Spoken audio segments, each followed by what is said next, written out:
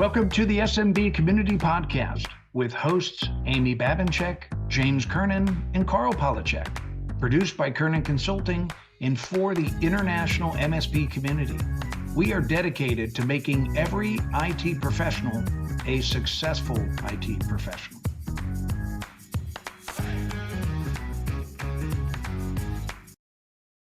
Today's SMB Community Podcast is brought to you by Huntress Managed Security.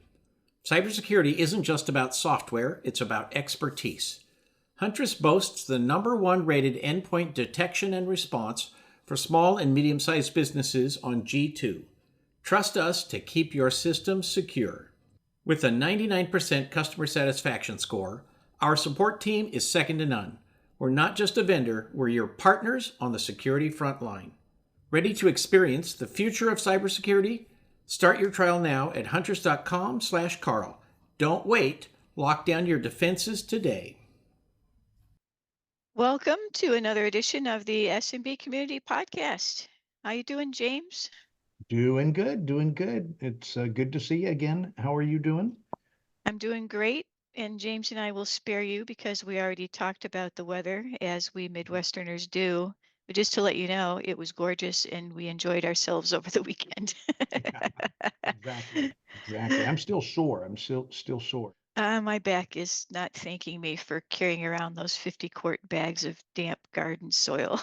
That was stretching my limit. I need to get back into the gym. What you got coming up? What's going to be up with you? I am busy. So I am starting a professional sales, 5-part professional sales class on April 23rd. So I'll drop the link in the show notes, but that starts on Tuesday, the 23rd. I'm looking forward to that. It's just 5 1-hour trainings. So that will be fun. And then I've got SMBTechfest coming up in Irvine, California. I'll be speaking at that. I'll be talking about EOS. So that's a hot topic for people now. So looking forward to getting out there. Irvine, California on May 9th and 10th. And then I've got the Mastermind event down in Tampa, Florida is the end of June. So I was going to say we should tell people about that one because I'm going to be there. yes. So we are going to be together in the same space, and I'll be presenting at your event in Tampa. So everyone should get themselves signed up for that. We've got an early bird coupon in the show notes. So also in the show notes is the link to sign up too. So it's bit.ly Kernan Mastermind.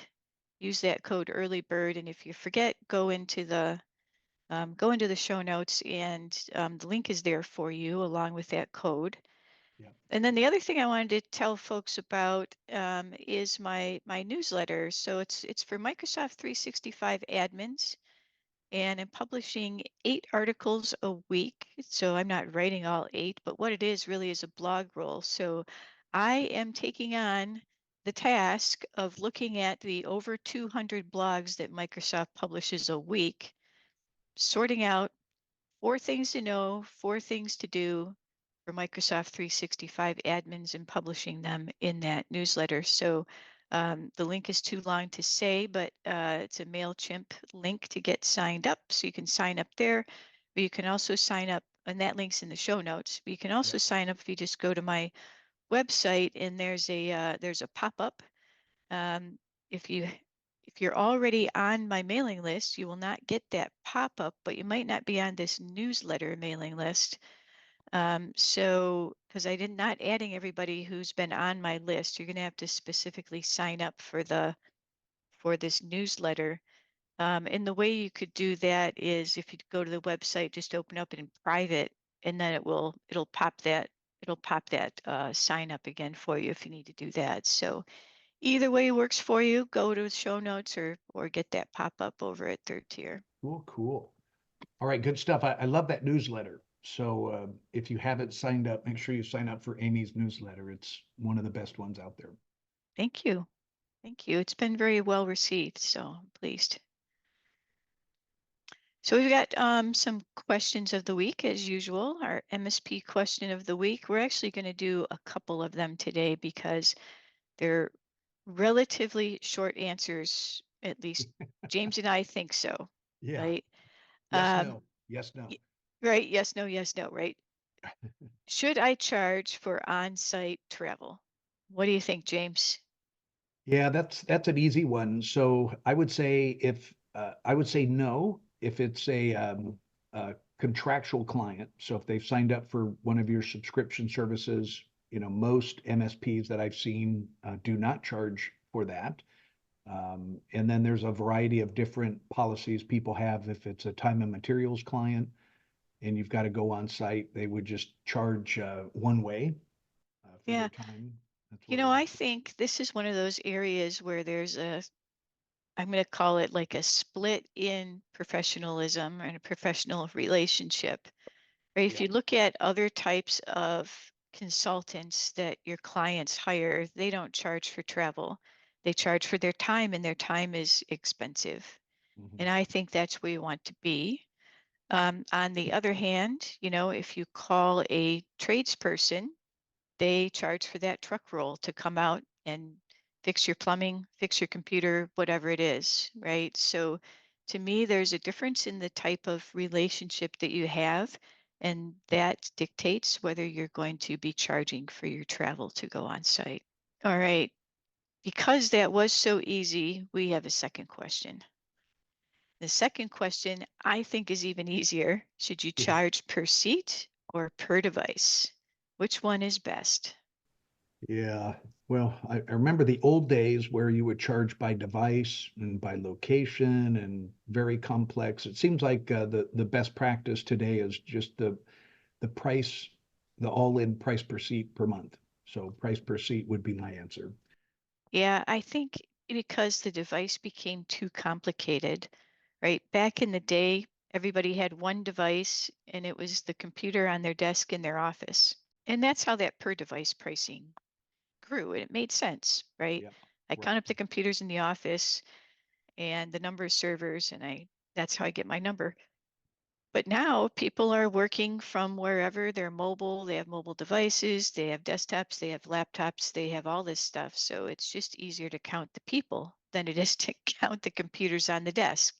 Right. And so that's what happened to make that change. So the answer today is definitely per seat, per user, however you want to word that.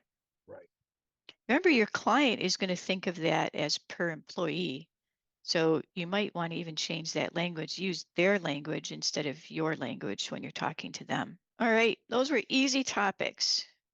If you guys have topics you would like to submit, please do. You can go over to our website, SMB Community Podcast, and do that, or you could email James directly. And what's your email address, James?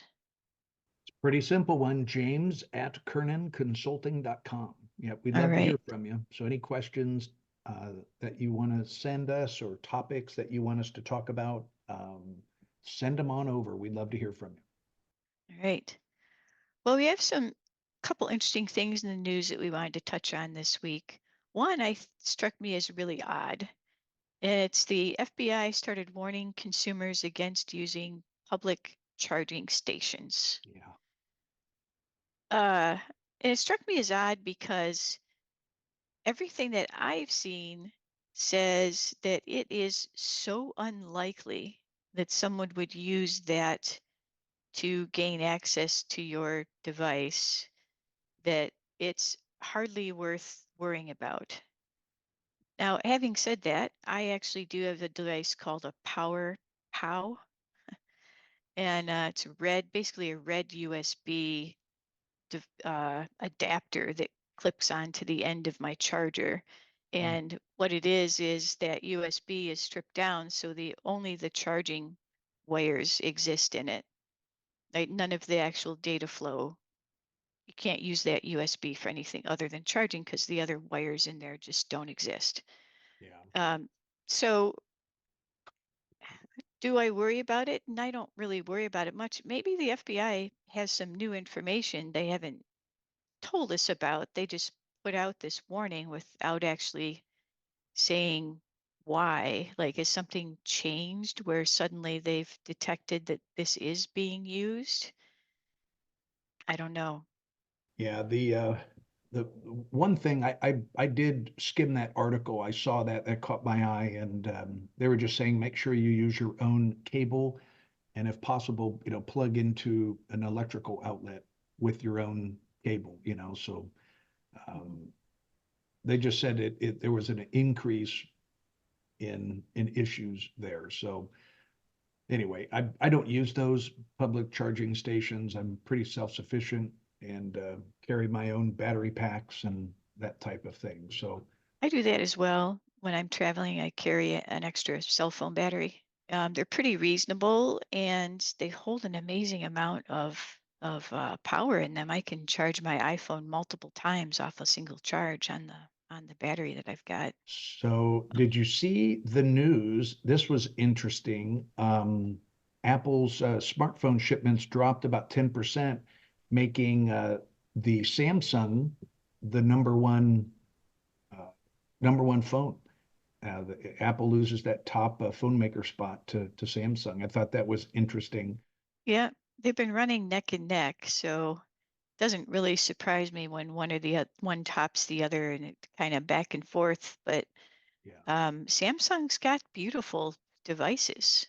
I'd be interested to know if it's their less expensive devices or their more expensive devices that push them over the edge. Because originally people were buying the Androids because they were cheaper than getting the iPhone, but Samsung's been coming out with some $1,500, $2,000 cell phones lately. yeah, it's just amazing to see how the technology's advanced. And years ago, you think of $5,000 for a desktop computer, and then now they're dirt cheap. And cell Hmm. phones, it seemed like they used to be dirt cheap years and years ago, and now they're so advanced.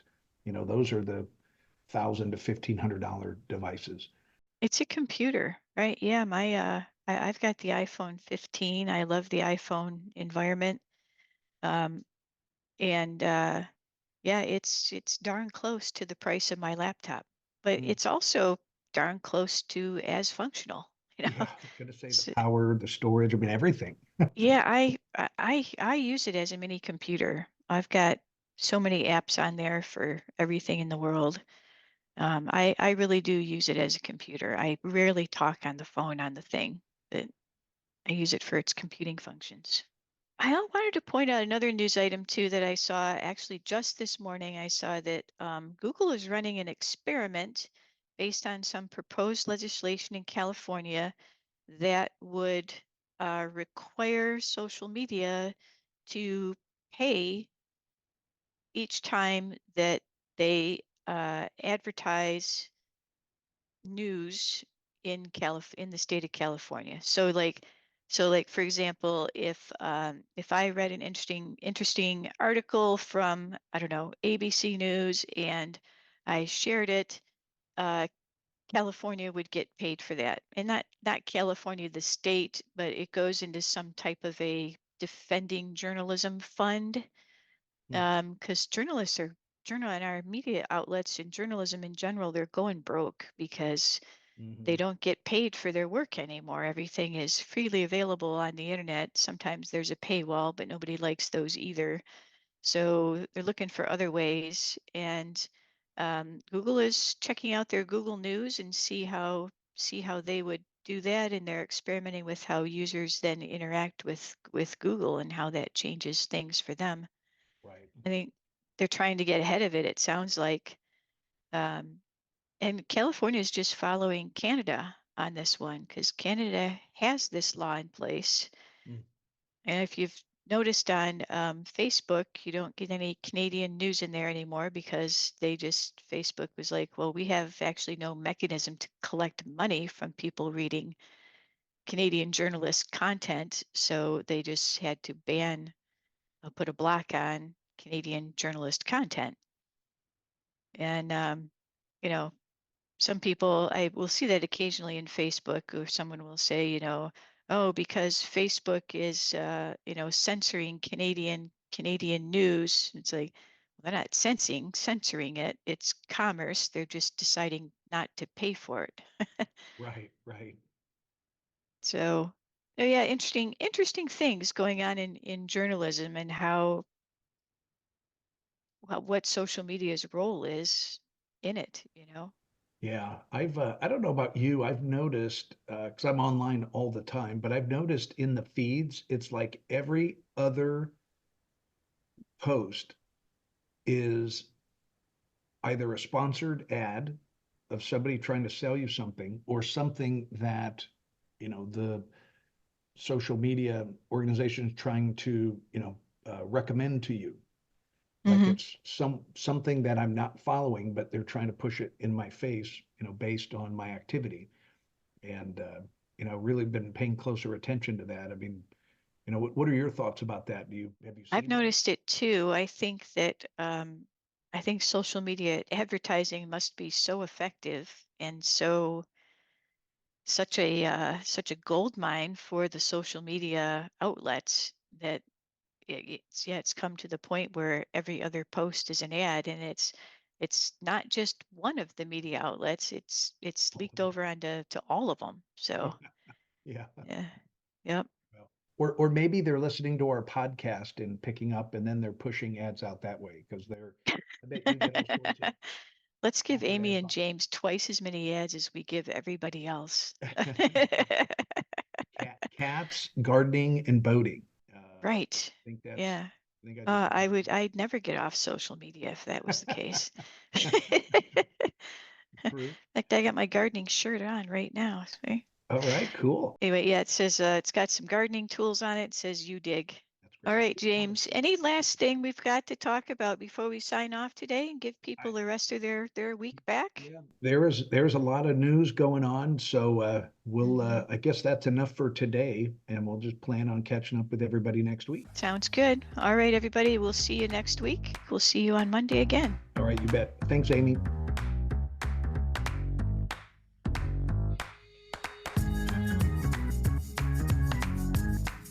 Today's SMB Community Podcast is brought to you by Huntress Managed Security. Cybersecurity is more than software. It's about the expertise needed to effectively fight today's evolving threat landscape. Huntress Managed Security is custom built to provide human expertise and save your clients from cyber threats. Huntress's suite of fully managed cybersecurity solutions is powered by a 24/7 human-led SOC dedicated to around-the-clock monitoring, expert investigation, and rapid response. While you focus on growing your business, we provide first response to hackers. Huntress has the #1 rated EDR for SMBs on G2 and a partner support satisfaction score average of 99%. To start a trial today, visit huntress.com/Carl.